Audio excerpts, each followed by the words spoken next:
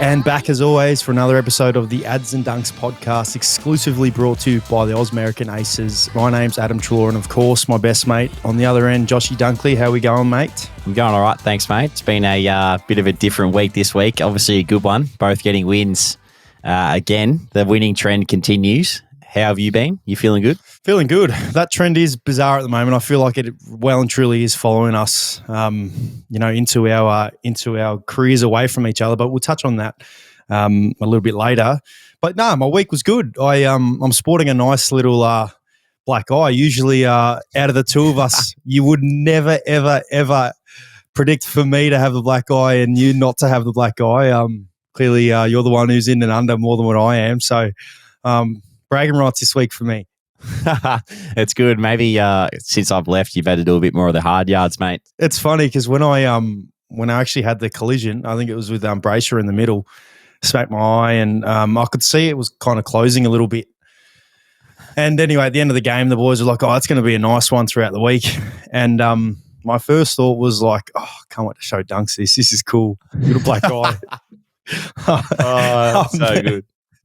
I've never had a black eye in a game, and I've never came away from a game with a black eye. So now I know how you feel. But no, other than that, it was a good week. Other than the footy side of things, it was obviously our first game post the bye, and felt so refreshed throughout the week. It's crazy how the bye itself, even though I've missed 4 games this year, the bye itself just refreshes you up and.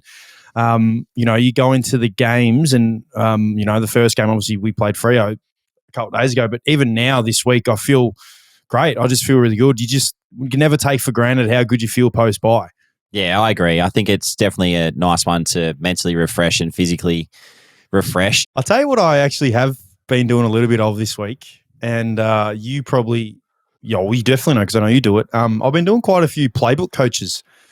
Nice little shout out to Playbook, which is, I feel like it's a great platform because, well, one, you get to obviously be able, whatever it may be, it's not just AFL specific. For the people and for our listeners out there that don't know, there's athletes on there that play, rugby league, male and female, by the way, AFL.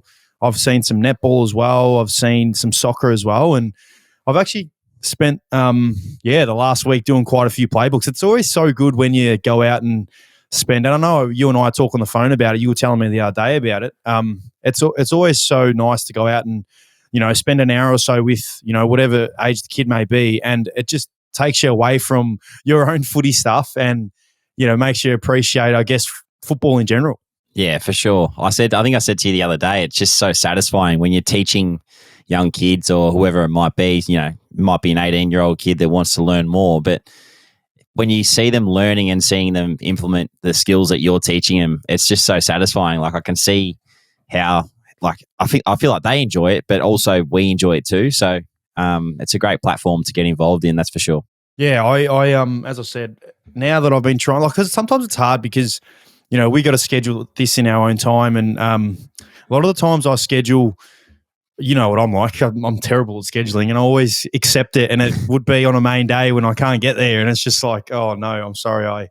I've got main session today. I can't do this. But, the fact that when you actually get there and you spend the time with them, it's always something that I appreciate doing. And I know the kids get a great deal of joy out of it. I seen this kid today and, had a great time with him. He had the number 1 jersey on, Western Bulldogs jersey, and the common question was, do you miss Dunks? Do you miss Dunks? This and that. Oh, Brisbane's my second favourite team. I really love watching Brisbane now, and it's quite funny. And something else, actually, I did this week that, again, I know I snapped you because I always snap it to you. Been on the slow cooker recipes again, and I reckon I nailed the spag bowl pre-game. So I did the pasta from the pasta machine that we've spoken about, and I know Mum's a big fan of it. So thanks for listening as always, Mum. I made Mum some pasta from the pasta machine and a slow cooked bolognese, and I tell you what, I need to do something for you. You need to do that for me. Well, I need to do something because I don't think you've never really tasted anything that I've cooked. Well, that is true. I actually remember coming to your house and cooking for you. So maybe next time I come to your house, you need to cook for me for once. Yeah, maybe I do. Every time I do something, I'm thinking, far out.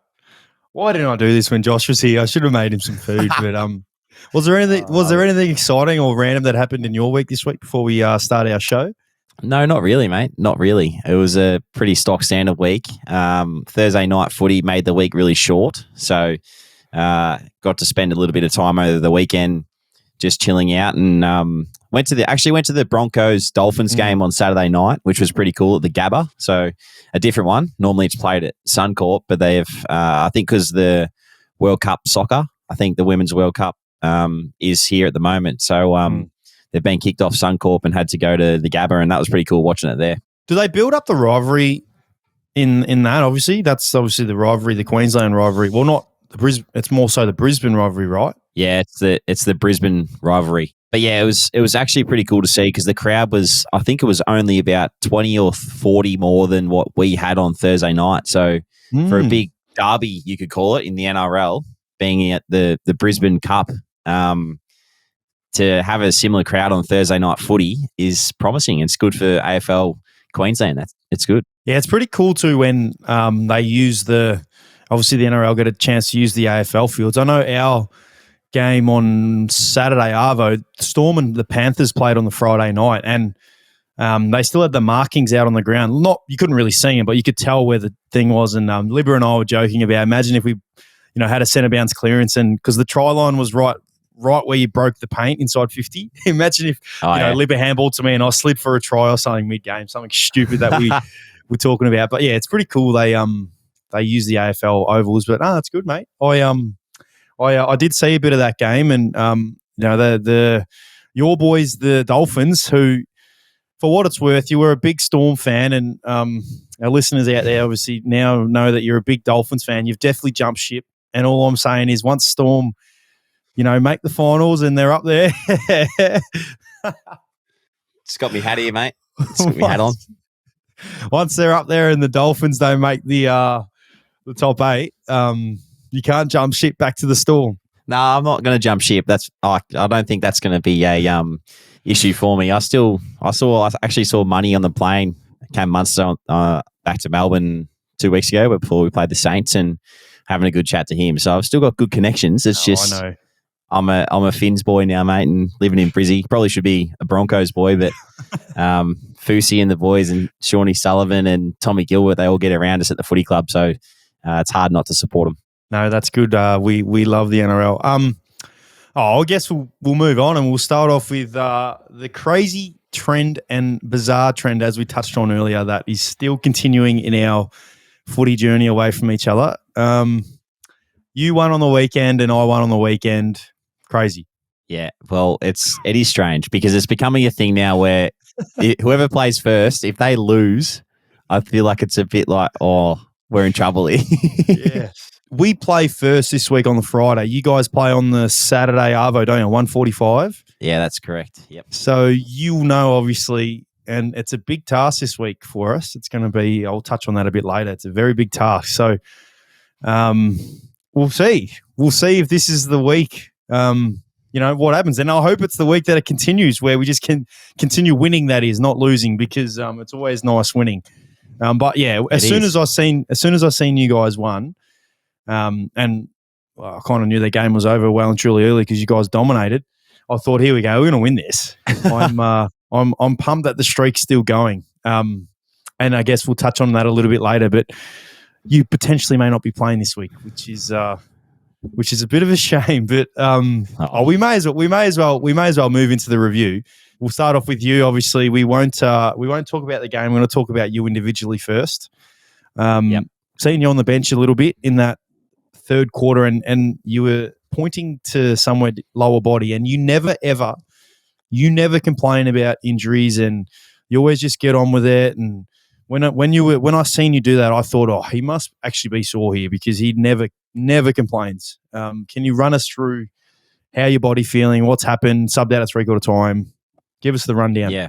It was a strange one because I actually felt the first half, I felt really good. First quarter, second quarter played out the way that it did, and we were going really well, and I felt like I was covering the ground. It just felt like I was feeling really good body wise, and we were going well as a team. So went into half time pretty happy, and then sat down and pretty much cool down as you do. You have your chat with your lines and stuff like that, and then you go into a coaches meeting and run through what you want the second half to look like and things you can improve. And I sort of stood up after that, and I was like, geez, my calf feels really tight, like really tight. And it's strange because I've had a few corkies in my calves the last few weeks, and I had a really bad one. I remember talking about it on the podcast against Adelaide before the bye. So it was lucky that I had that week off, because I probably would have had to take a week off then. But potentially that could have hung around, and the swelling and all that was in there. And I just thought it might have just flared up a little bit, and I might have got another corky. So started running,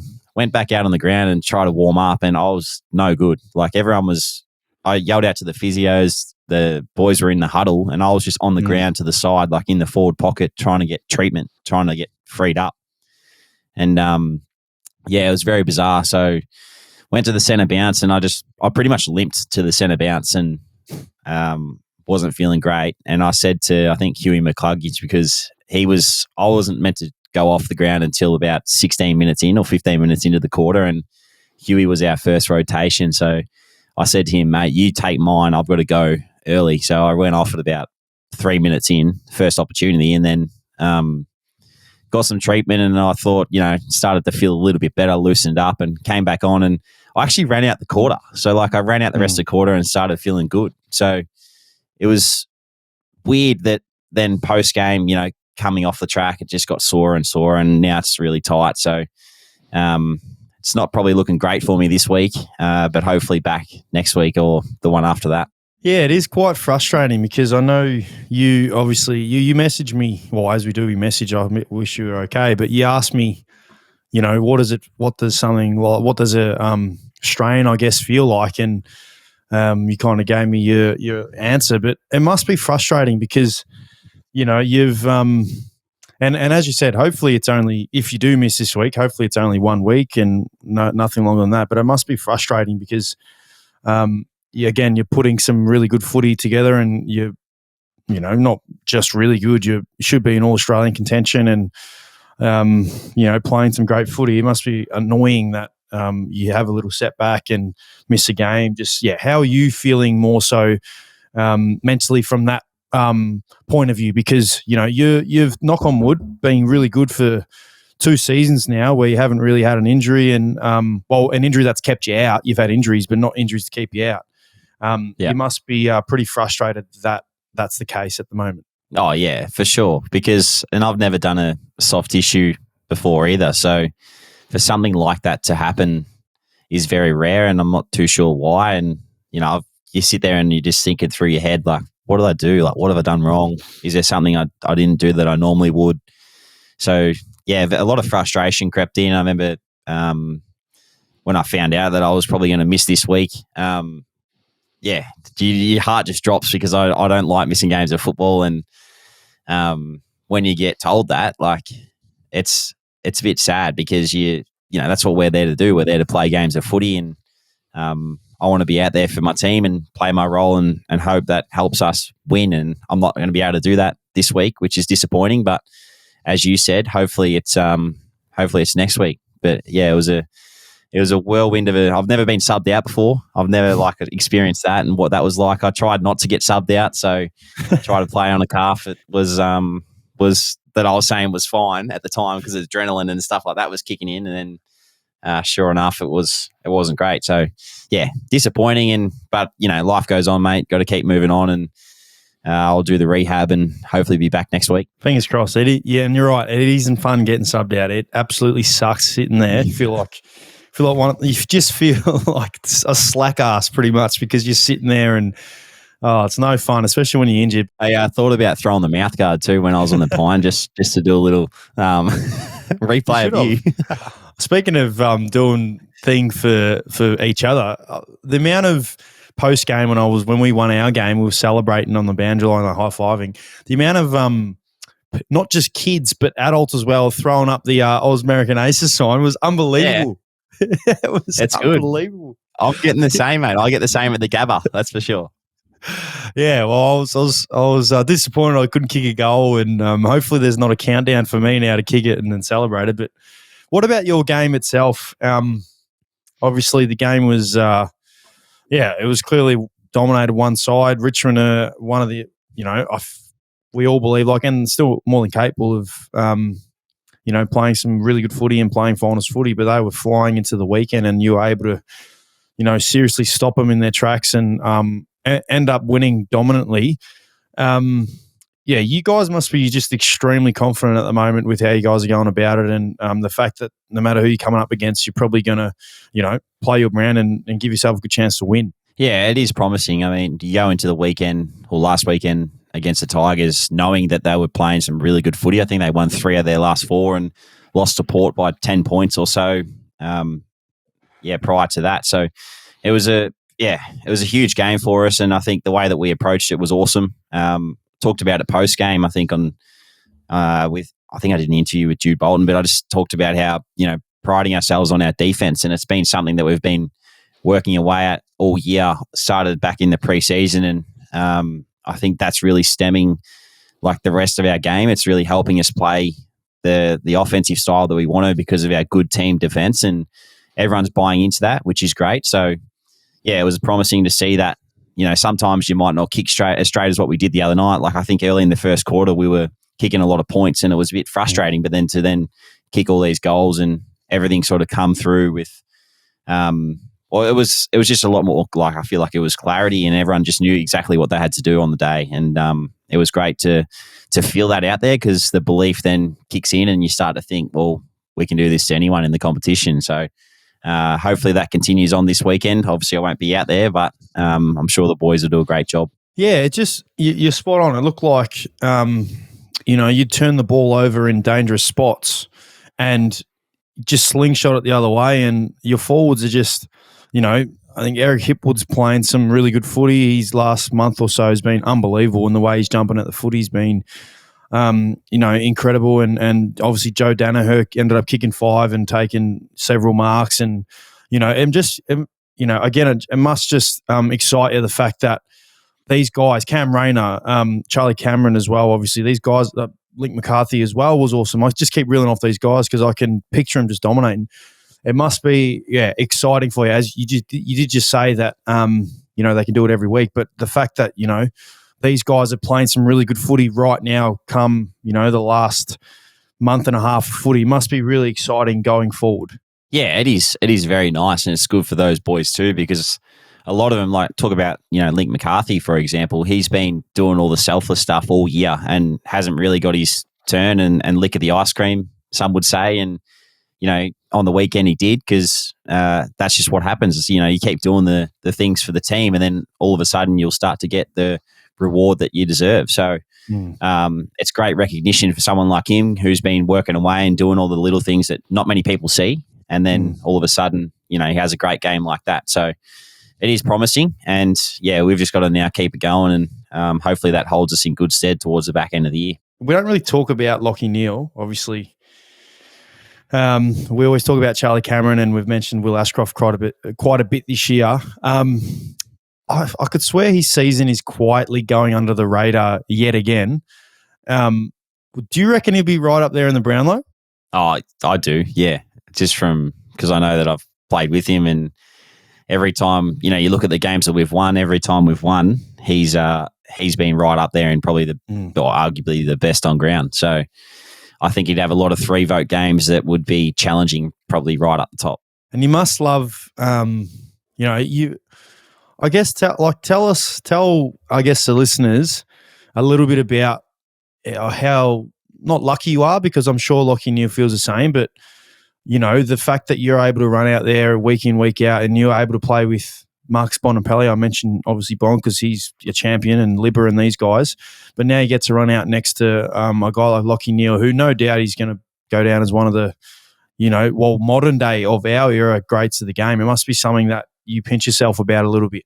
Absolutely. I reckon we talked about this way back when I first got traded, was to run out there alongside someone like Lachie, and he's been really good to me from day one, even prior to the trade and all that getting done, reaching out and we caught up and things like that. So he's been a really good friend of mine, and it's nice to be able to run out there and play together now and really help each other. Each other's games, I think, go to new levels, and not only us two, but the rest of the midfield group. He's our co-captain, so he helps lead the team, not only the mids but the forwards and the backs, and his communication out on the ground is really good. It's actually, probably up there with some of the best that I've seen in terms of the way that he helps the team and the way that he's always thinking about everyone else apart from himself. So it's a credit to him, and I do pinch myself running out there with him because he's going to be one of the greats of all time in this era. So pleasure to do it, and I actually let him know that last week because it was his milestone game against the Tigers. I think it was his 100th game for the Brizzy Lions last weekend, so it was nice to get the win for him too. Yeah, no doubt, absolute superstar. And you also must be loving these primetime slots. Yeah, it is nice. Well, I suppose when you're winning games of footy, you get those primetime slots, and we get to play on the Thursday, Friday nights, even Saturday night's a good slot. I feel these days, so loving it at the moment, and we just got to keep going towards the back end. Yep, no, I agree. We every time we get an opportunity to play in the primetime slots, that's something that I look forward to, and we've obviously got a game no bigger this week against the mighty Magpies. I was going to say you're up and about. You love playing against your old mob in the Magpies.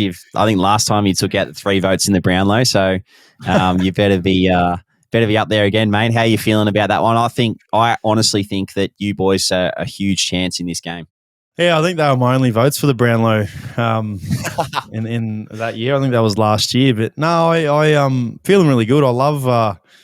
It's something now that I really look forward to. I watch Collingwood closely. I always will. I reckon I will to the day that I retire and even beyond that. Them and Port Adelaide are two of the clearly standout teams at the moment, and obviously you guys as well.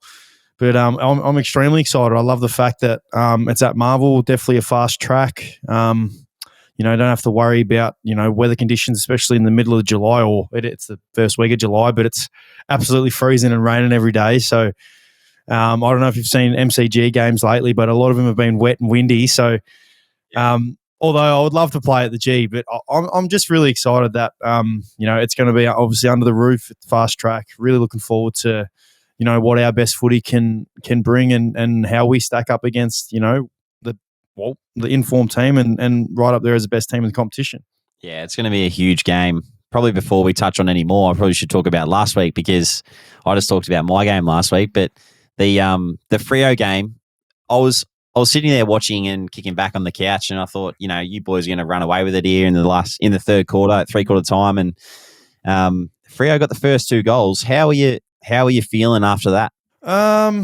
Obviously, it's never nice to start off a quarter where and the 2 goals were really quick. They weren't, they weren't like staggered. They kicked it really quick. They built a bit of momentum, but I wasn't worried. The unfortunate thing is we've kind of been in this situation a bit throughout the year, and I say unfortunate because I don't want to be in that situation where we're inconsistent throughout games. And that's one thing that I am extremely proud about this group is we're always searching, regardless of whether we're winning or losing. Well, especially losing, you always are. But even when we're winning, we're never satisfied. We're always searching, walking off the ground, feeling, could have done better here. We could have done better there.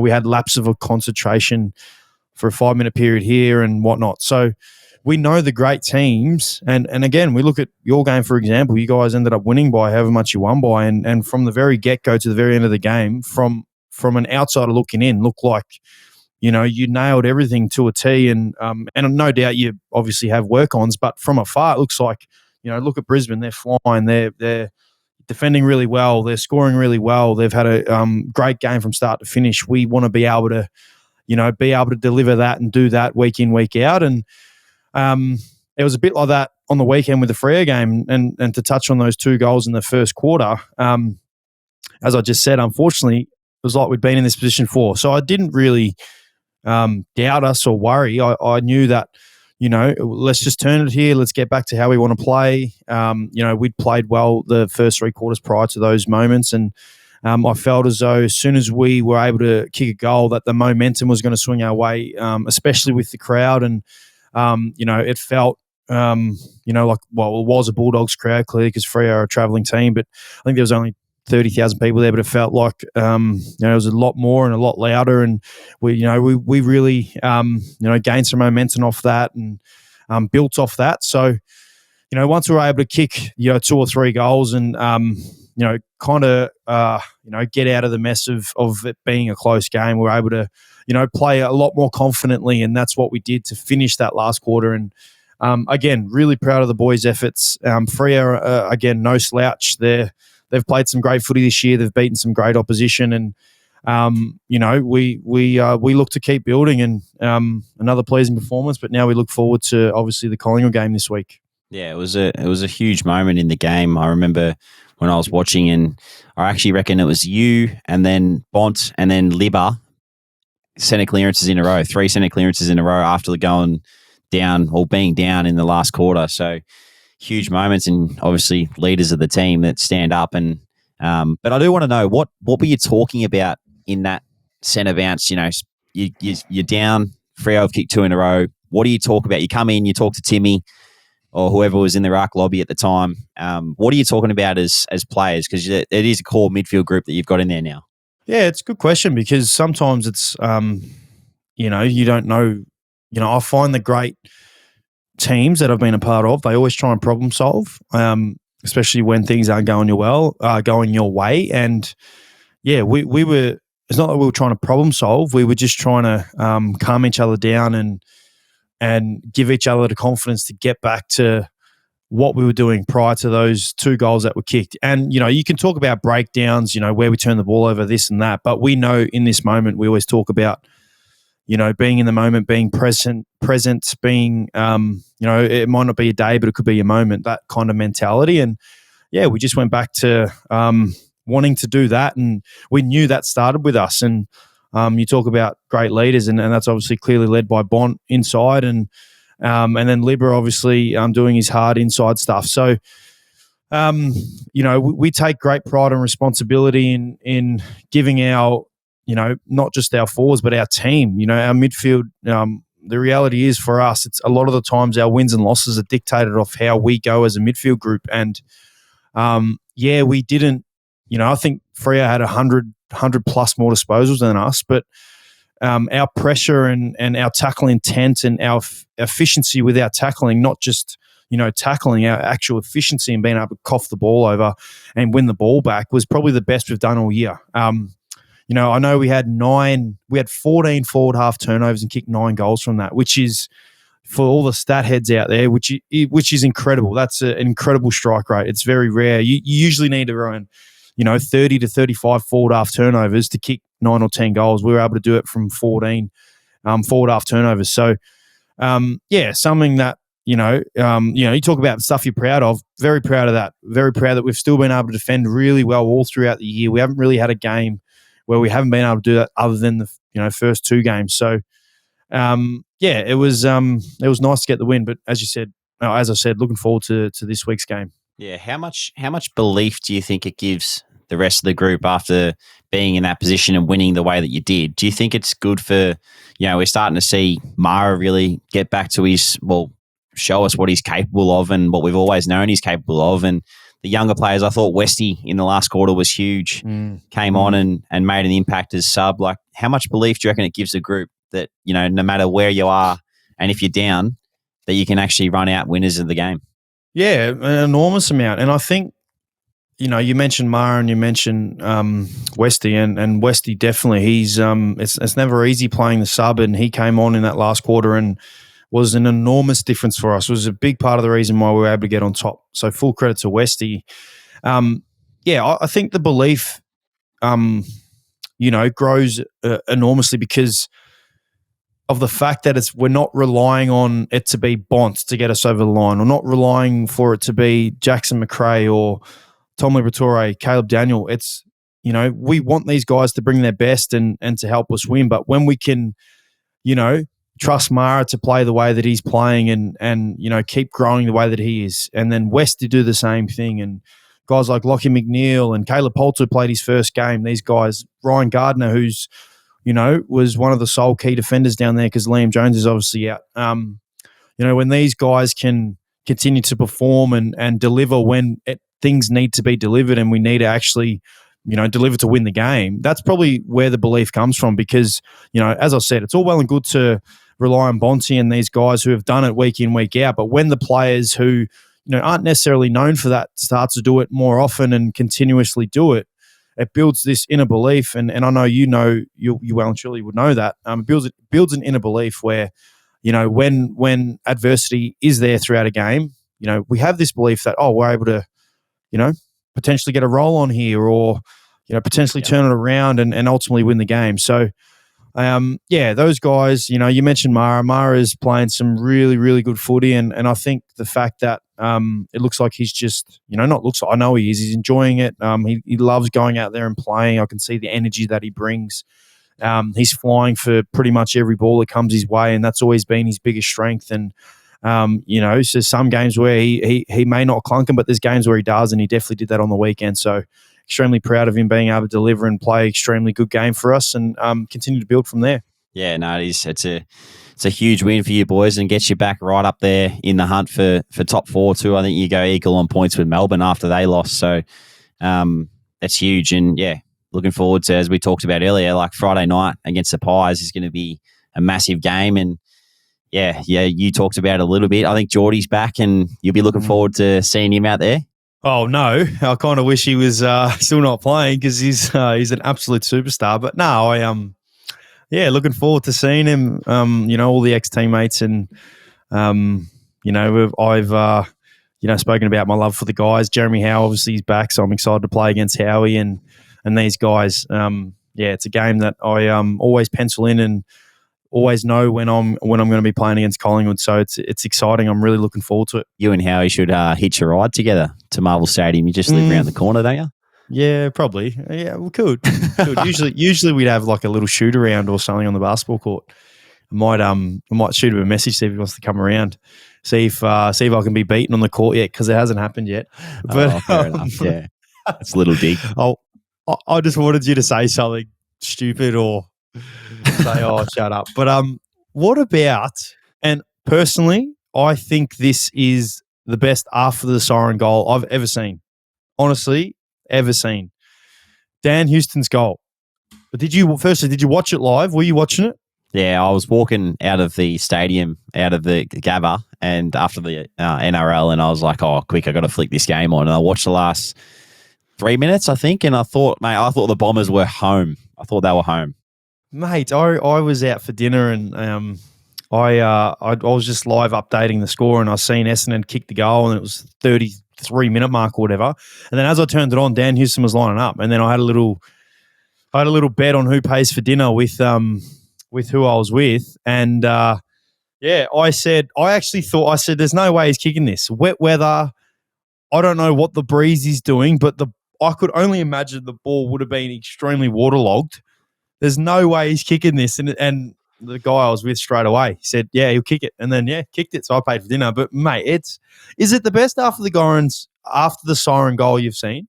Yeah. Well, it's probably one of the most, impossible ones that you would think, because given the conditions, as you mentioned, the ball, everything, he was 60 metres out, he kicked it. The only question I've got for you is, did he play on? I knew you were going to ask this. Always looking at it from a different point of view. Technically he did. He went off his line, yeah. But maybe he asked the umpire. Because I'm not sure of the rules. I saw Jeremy Finlayson kick a goal from outside 50, same thing, same sort of run up, ran a little arc, and the umpire standing there calls play on. So on the siren, if you put those two together, I wonder if we can put those two together and have a look at it. No, this is in the same game, not on the siren, but during the game. So it's the same situation. He's outside 50, he's having a shot. The umpire calls play on because he runs an arc to get more penetration. Does Dan Houston play on? Well, technically in the laws of the game, I think he does, yes. I don't reckon I've heard anyone talk about it. Well, no, I heard I think Nader was talking about it today on at the footy club yesterday. So yes, it is technically play on, but I know Buddy, because Buddy Franklin's he's set shots. He's got a natural arc, and I think the umpires know that, so they never call play on. Maybe, who knows? I've got no idea. But wouldn't that be a downer if they said No, as Play he's on. kicked the goal. Did you Imagine if see? he was like lining up, and they call play on, and he's No. just about to kick the ball. You'd be flat. Did you see? Did you see the the goal cam view? And did you see the goal umpire? Mate, Hey, he's getting smashed pillar to post. and you know what was funny? He was like getting like everyone off him, like trying to get the spot so he could like see the post. It was unbelievable. Okay, credit to him. He did a fantastic job. He got in a great position. I know That's mid-craft, mate. That is mid-craft. We need to give a big shout out to him, and yeah, unbelievable. What, you didn't say. Well, you didn't give me an answer. Think of a goal that comes to mind that you can say almost rivals it. I've got one. I've got one after siren goal that I think is unbelievable. The only one I just remember off the top of my head right now is actually Zach Bailey, one of my teammates, when he kicked that goal against the Pies at Marvel Stadium, that set shot. Yeah, that was unbelievable. Because that passage of play building up to that was incredible.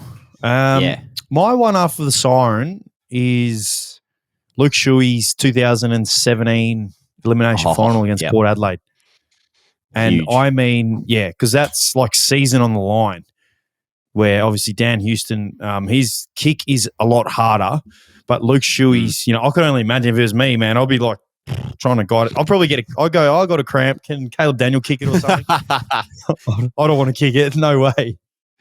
But unbelievable goal. But anything else catch your mind with footy this week? Anything else stand out or anything? Not really. It was good to just have, the normal games back on telly, because I feel like when the buys are on, there's a few games and you're like, oh, I wonder who's playing now, and no one's playing. So it's great to have everyone back playing, and now we look forward to the back end of the year where it gets exciting. Agreed. What about, actually I haven't asked you, Thursday night footy, would you have that all year round? Are you a fan of that? I would. I think it's awesome. I think it's good for the fixture, the scheduling, the fans. I think it probably depends a little bit with the fans, because they got to go to work on Fridays and things like that. So I don't know whether it's the right time slot for a Thursday night, because I still feel like 7:20 is getting pretty late. Maybe they could trial a different time for it, so then everyone can get home a bit earlier and work the next day. So, but I love the idea of it. I think it should be. I nearly think footy should be nearly every day of the week. It'd be awesome, like the NBA style. Do you remember during COVID, the COVID year that we had, we actually had footy was on like every day. It was like was it a 14-day frenzy, maybe? Something like that? Something crazy. I mean, don't ever want to go through COVID again, but no, I think it should be too. It'd be pretty cool. But then you'd probably have to factor in more games, but that wouldn't look too bad on the resume at the end of your career when you've played 500 games. But yeah, maybe we can the powers to be can listen. Your game this week, you obviously potentially might not play. We obviously don't know yet, but obviously playing the Eagles, they were a lot more competitive on the weekend, and I believe they're actually getting. I think Jeremy McGovern's coming back in, and they might get a couple senior players back. Obviously, no game is easy, and you never take a game lightly. The challenges going into this week for you guys, obviously another home game.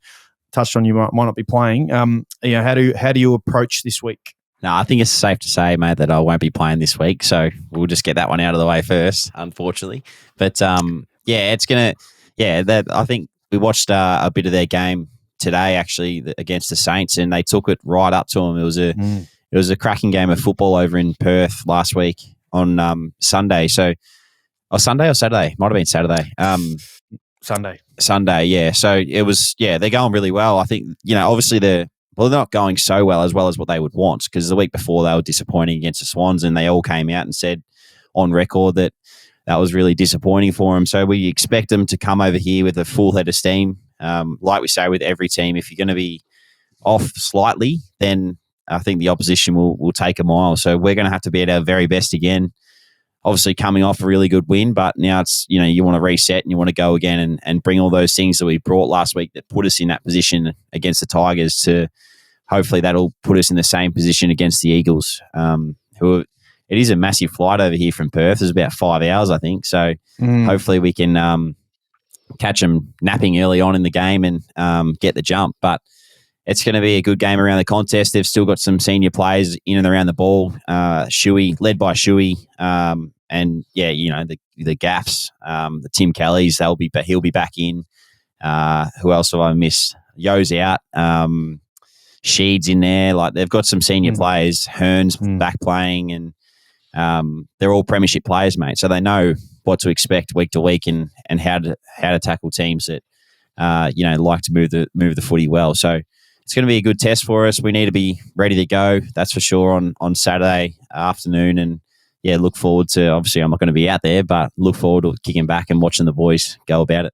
Yeah, I think you're spot on. I think they're going to come with a want and a hunger, and I feel like I've been in I've been in a position that the Eagles are probably currently in now. They've only won one game for the year, and expectation on them to win games weekly externally probably aren't there, but internally you have this belief that as you've touched on, you give anyone an inch, the teams are good enough to have a sniff or have a chance, and no doubt they're going to want to take it up to you guys, because you guys are one of the benchmark teams in the competition. And it's exciting as a fan being able to look forward to something like that, seeing how the Eagles are going to go about it this week, because you never the fact that they lost by whatever it was 2 weeks ago, being again a rival player. But I don't like seeing that. I don't like seeing these players that they put their heart and soul on the line. They work their asses off to get drafted and play footy. No one wants to go out there and lose by whatever they lose by. So you end up kind of barracking for them in a way. And I know on the weekend watching their game against St Kilda, I was watching them and wanting them to do well and seeing how they go about it. So I've got no doubt that they'll be able to they'll be right up for it, and I'm hoping they are, because you said their senior players are premiership players and they're more than capable of performing. I want to do this thing now for us going on to the end of the season. We have to choose the team we're coming up against. I want you to choose a player that you would pick from that team to put into your team. So this week, for instance, where you guys are playing the West Coast Eagles, I want you to choose a West Coast Eagles player that you wish you could take from the Eagles and put into your team. Oh, that we're going to be playing against. That you're going to be playing against. Maybe like a Tom Barrass, Jeremy McGovern, Tom Barrass type. Why is that? That's just because, key position defender, can take a mark, very reliable under the ball. I think, would fit into our system nicely. I think Oscar Allen would be probably another one that I would consider. But you guys have Eric Hipwood and obviously Joe Danaher. But I think, and we had this on the start bench cut, I think Oscar Allen is an absolute gun and is going to be appreciated a lot more once West Coast start winning more games and obviously climbing up the ladder. But no, it's not a bad one. It's not a bad one, that player. Who would yours be before we move on? Mine's a hard one because I know so many of the guys and I love them. Selfishly, I'd say Jeremy Howe because I love him and I'd want him to come over and he'd be a great player in our back line. So I'm going to say him. But there's so many players I can choose. I'm just thinking, there's Jack Crisp and then there's obviously Nick Dacos, Josh Dacos. But one guy I feel like would, really, really help us would be a guy like Brody Mychek.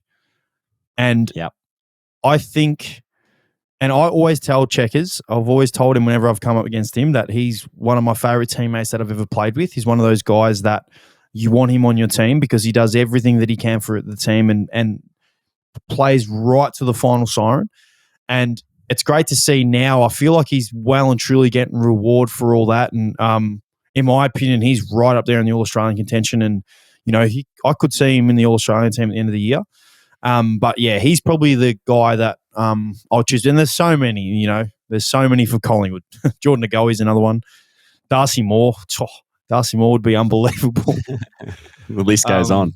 The list goes on. But I'm going to say, I'm definitely going to say Brody Mychek. That's good. Anything else with footy before we move on? No, mate. All good. Okay, well, the netball. What a big week it is. This time next week, we're going to know whether Tipper's a champion or not. How is she feeling? How are you feeling? You're obviously the partner. You're as nervous as what Tipper will be. How are you feeling? How's she feeling? Yeah, I think, she's excited, first and foremost.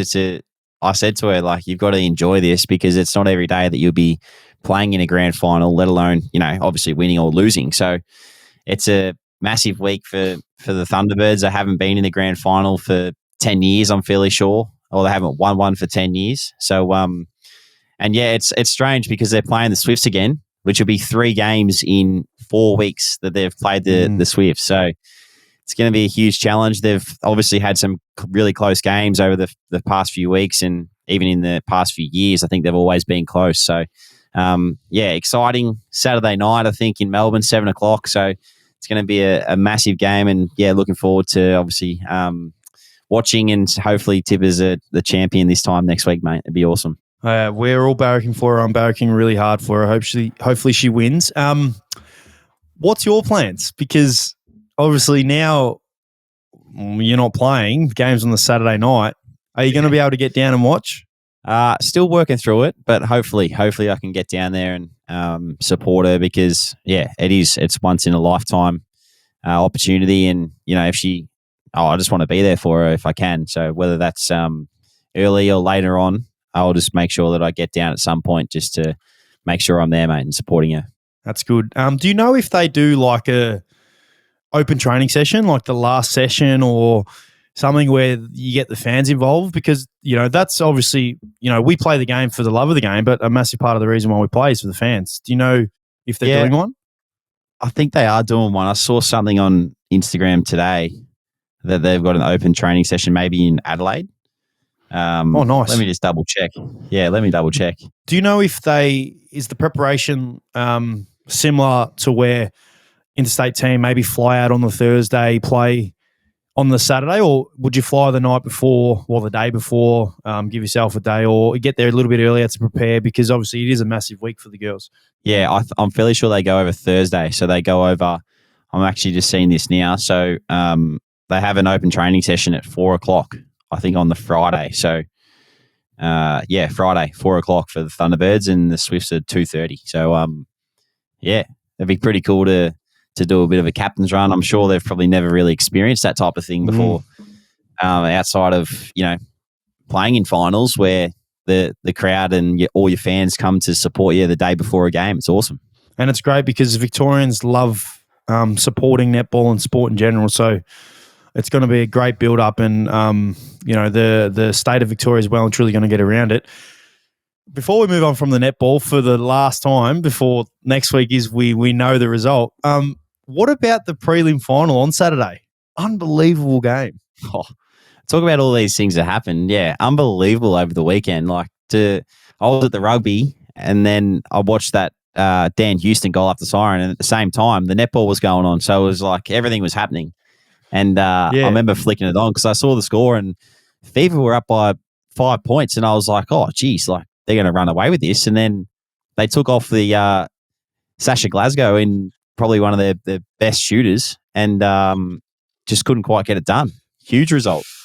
I know. And I was the same. I was turning it on, watching it as well. I was actually watching that game instead of the Port Adelaide game. Had it on my phone whilst I was out for dinner. And, I thought the game was over. So I turned it off, and I was like, yep, Fever have won. So Fever v Tipper on – I love how I keep saying Tipper. Fever v Thunderbirds on Saturday. And then I just kept checking, and then, I've actually never seen a team in the way the Swifts held the ball for that last minute to actually – get the final point, because I've seen teams try and do that and they'll turn it over or get called for a held or something. The fact that they were able to stay cool, calm and collected and deliver in that final minute, it was one of the best endings to a game that I've seen, or probably ever in netball. It was as good as the first final that the Thunderbirds played in against the Swifts. Yeah, it was. It was a very impressive. I think the maturity probably of their group stood up in that final moment of that game, because I feel like they've all played together for a long period of time, the Swifts. So, yeah, definitely stood up in that moment. So we wish Tipsy and the Thunderbirds all the very best. Hopefully they get the job done, and then she can be a special guest on here with Jack White lifting that championship. Yeah. Speaking of Jack White, he just signed a new deal at OKC, didn't he? He did. He's just won a championship. Speaking of that, how's the money getting thrown around in the NBA? Unbelievable. Seen Cam Johnson, as I said, at Southland the other week, and 2 days later, he's signing a $108 million deal. Unbelievable. And Patty Mills is at Oklahoma too with Josh Giddey, which is, great for the Australians. Jock Landau signed a, I think, $30 million deal. So, unbelievable. All right. So moving on to our next segment, the one we love and all our fans love is the start bench cuts. This week, it's a very tough one, and we've been sending in a few off the Instagram page. And we've got Teach Me How to Dougie sent this one through. So Chris Judd, Simon Black, and Nathan Buckley. This is probably one of the hardest ones I reckon we've done yet. Yeah, I think this is definitely the hardest one we've done. And as you said, before I answer, I want to, again, thank the Aces for sending in the suggestions, because we're going to do this for the rest of the year, and we love seeing the suggestions because you've sent so many good ones. And there's some funny ones that you've sent through that we'll answer maybe on a whole episode where we're just doing start bench cut. But this one itself, it's a hard one for me because Chris Judd was my favourite player growing up. So clearly my answer is going to be Chris Judd. And unbiased aside, I would think Chris Judd anyway, because this guy, the most explosive, powerful around stoppage player that I've ever seen. And he was my favourite player at West Coast prior to going to Carlton, which was a team that I'd supported. So the fact that he went to Carlton, who I absolutely loved, couldn't believe it. So had the number 5 on my back, generational player, Hall of Famer, one of the greatest of all time. So the start for me was always going to be easy. Chris Judd is who I'm starting. The bench and cut's hard because both absolute superstars. Was able to watch both of them play. Obviously, Bucks through him coaching me, and was one of the great players of all time, definitely of the era. Simon Black was the exact same. But the reason why I would bench Nathan Buckley is because the power and strength that he had and the ability that he had to, they were all able to take over a game, but he could literally dominate a game just by his pure strength and power. So Bucks would be my bench, and then unfortunately I'd cut Simon Black. And that is a hard cut because Simon Black, again, is one of the greatest modern day players, or his era players of all time. So there we are. Juddy start, Bucks bench, Black cut. What about you? Interesting. I think the biasy might have impacted the real truth there. But mine's a little bit different to yours. It's actually really different. I'm going to go with starting Simon Black. Wow. Because I think that he was something special. He led, mate, 3-time, three-peat, just the way that he played, mate. He's a generational player. He's one of the best players that's ever played the game, I think. And the other thing too is a ripping bloke.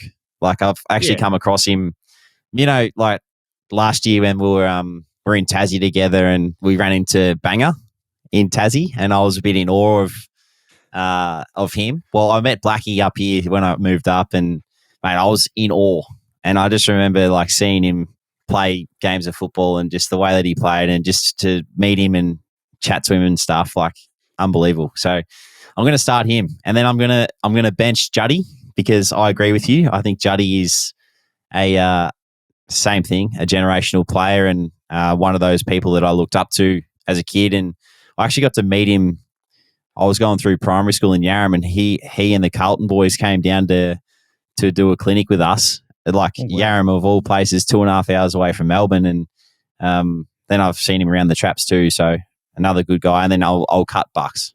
But that's stiff because Bucks is an absolute superstar himself too.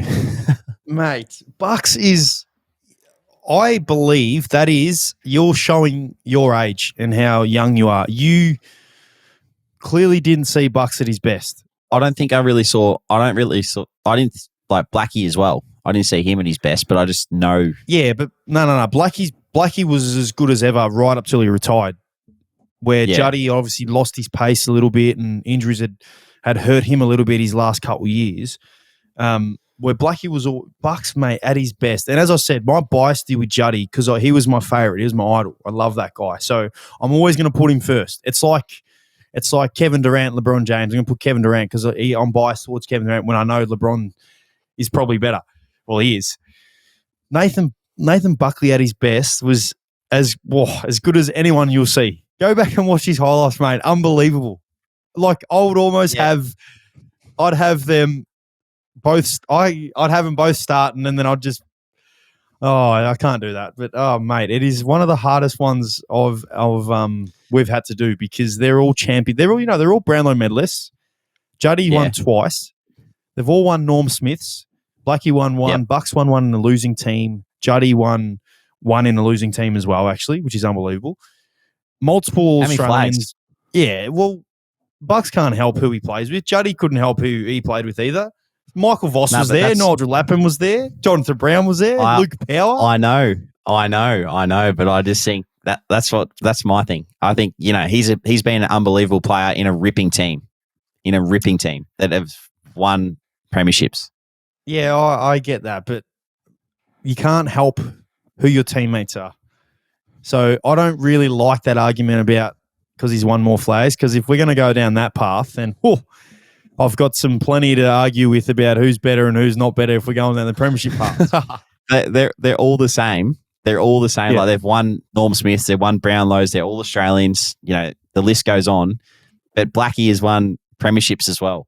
And I just think that puts him on top of the rest. I don't agree. Because as the individual, Juddy and Bucks were better. Because, let me answer this. Nathan Buckley's team's right. Was he the best player in the team? Well, yes. Chris Judd? And you can't say Ben Cousins or Daniel Kerr were better than Chris Judd because they weren't better than Chris Judd. Oh, Benny Cousins was pretty close, but probably not as good as Juddy. Yes. Okay. What about Simon Black? Well, I think he was the best player in his team. I'd say Michael Voss was the best player in his team, and I'd say Jonathan Brown would probably almost be. You can't throw John O'Brien in there. He's a different position. Okay, you can throw Voss in there because he plays around the ball, but mate, Blackie would have been up there with the best player in that team. Yeah, but he wasn't. Michael Voss was the best player in the team, and as you said, I love Simon Black. I think. As you said, I've met him, one of the most nicest human being you'll ever meet, an absolute superstar. But unfortunately, I'd go Judd, Bucks, Black. Okay, put Juddy and Bucks in that Brisbane team. 5 in a row, mate. 6 in a row. No. Who's better? You're saying that? Oh, so Black wasn't as good as Bossy. So I again would say no one's better than Judd. The only players I've seen better than Judd at his best is Dustin Martin right up there, Gary Ablett. They're probably the three. Nathan Buckley, I reckon. See, that's a good debate. Bucks v Voss. I think Bucks. Maybe it's because I'm ignorant towards. I didn't see Brisbane Lions as much as I did Collingwood growing up. And again, no disrespect to Vossi because he's a superstar, but I'm going to say Bucks. What are you going to say? Nah, Vossi. This is where your Brisbane loyalty's coming out now. It's good. We had a nice little debate about it. I like it. Good. as we said, we're gonna do this every episode for the rest of the year, and we thank everyone for sending through their suggestions because they've been great. Yep. Couple questions to finish the potty off. And as we said, we love getting the fans to send questions in. So I'm going to read some out for you and you read some out for me and answer the best you can, mate. I'll start. This is a good one. This is from Charlie Miller. Who's got the best AFL song? Don't be so you can't answer your own, and you can't answer the Bulldogs because you played at the Bulldogs. Yeah, so someone else. I think probably the most iconic song I think would be either Richmond or Collingwood. But do you think it's the best? In your opinion, which song do you like hearing over the speakers? Well, it's hard because if you're hearing it when you've lost, you don't like it. But think about when you were a kid, what was a song that you would hear, a footy song, and you would go, oh, that's my favourite? Well, I was a Sydney supporter, so it was the Swans. But Not bad. I think over the like I've been to a few games at the G where Richmond have played and their theme song and they do the drums before they run out and stuff. I think that's pretty cool. So I'm going to say Richmond. Yeah, I think either Port Adelaide or Richmond. And if similar, I like how the Port Adelaide fans get into the Port song. But yeah, it was a good song. They're good songs. All right. I've got one here from this is a left field one, but it's from Lancaster Harles 9. What do you reckon about the Johnny Bairstow controversial wicket by Alex Carey? Did you see the cricket? Yeah, I seen it. Well, the thing is for me, if it's in the rule book, right? Yeah. And he gets him out, he's out. There's no complaining. I agree. Bairstow should know. Yes, he should. And it was like he just so- had a brain fade and now they're just No going issue back with on it. it. I mean, if they're doing the old man cad, you know the man cad where they coming in, do you know what that is? Where they come in a bowl and they quickly stump them? Yeah. Maybe that's a little bit off, but I've got no issue with it. No issue at all. It's a bit of a disgrace because the way that the Aussies were treated in that room, the long room or whatever it's called, like, out of control. Out of control. Oh, well. We won. We're 2-0 up. That's all that matters. This is from Will_Warren_8s. Favorite warm-up song before a game? Well, I can tell you this actually, Ads, at the Lions, it is a very different build-up to like the Dogs. Like, I don't know if it was different for you at Collingwood or GWS, but it is a very, you know how at the Bulldogs, it's very like upbeat, like the music's pumping all the time. There's a playlist, like it's just always going.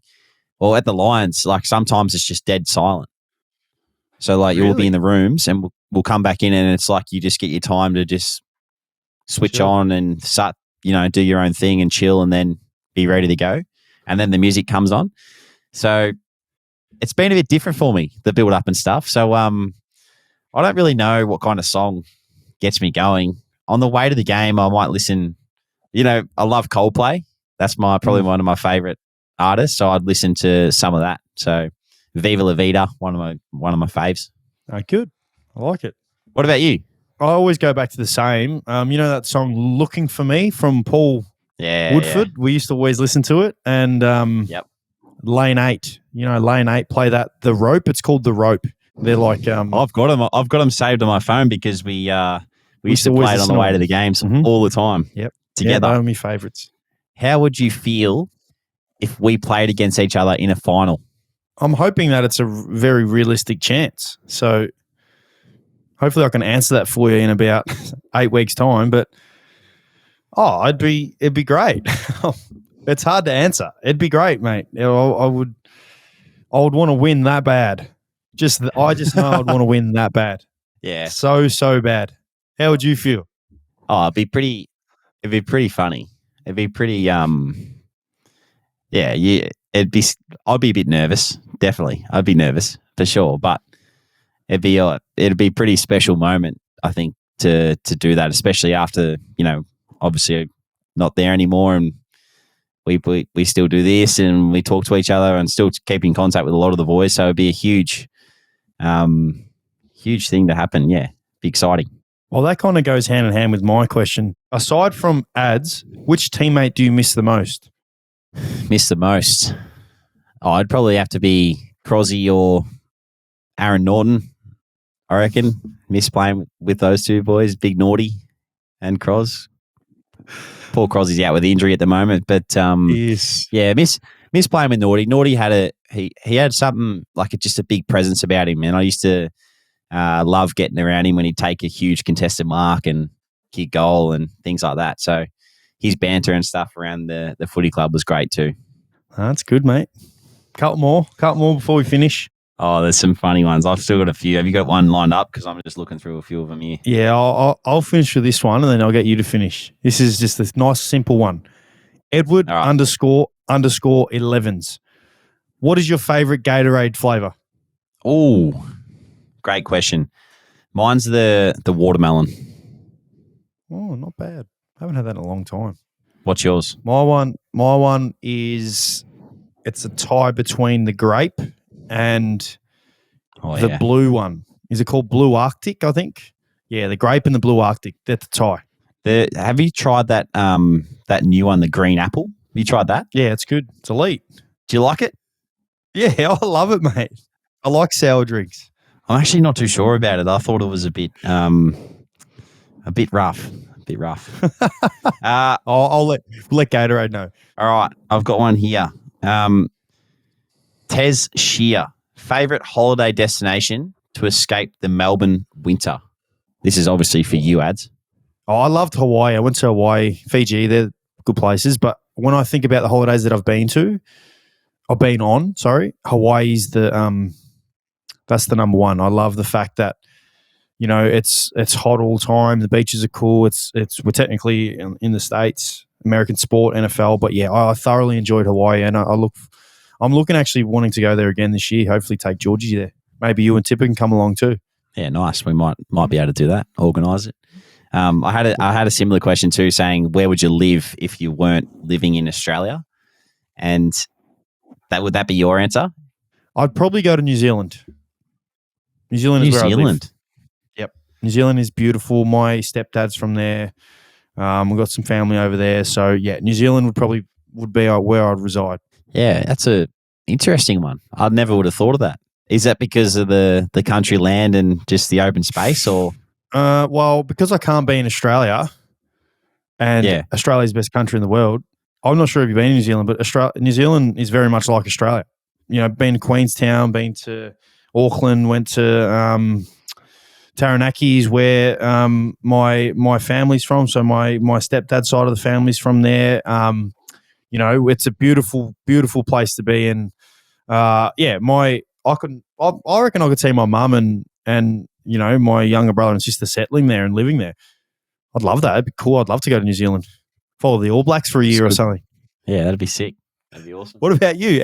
You can answer yours. Yeah, I'd probably go to the States somewhere, but it wouldn't be somewhere busy. It'd be somewhere low key, like San Diego or something like that. Somewhere that's a bit out of the big smoke, because I would like to have a bit of land and a bit of my own kind of space to have, you know, the family and things like that. So that's my answer, mate. My answer, if it was normal, probably be Yarram or something. You would not live on a farm. I think everyone, even our fans would know that by now. You would just be so far away from any kind of mud or, you know, things that smelt or whatever it was. So you can't, mate. That's not true, because you wait. Give me, mate, 10 years from now. You can't even catch your own daughter's spew, mate. Come on. Yeah, my shirt did. That's why. Another great episode. Thanks everyone for tuning in. Don't forget the Ausmerican Aces apparel is coming. Online orders, pre-order next Wednesday night at 7 p.m. So Wednesday the 12th of July. 6 hoodies and 6 t-shirts. So make sure you jump on there and pre-order. Update on the 1,000 5-star ratings before we do a massive giveaway. We're up to 788, so 212 to go. So make sure you jump on and rate us 5 stars, because once we get to that 1,000, we've said it every week, we're going to do a massive giveaway. So be sure to get involved and jump on it and support us. So thanks, Adzi. It's been another great episode, mate. Looking forward to the next one already. But all the best this week. And we'll chat soon. Thanks, mate. Appreciate it.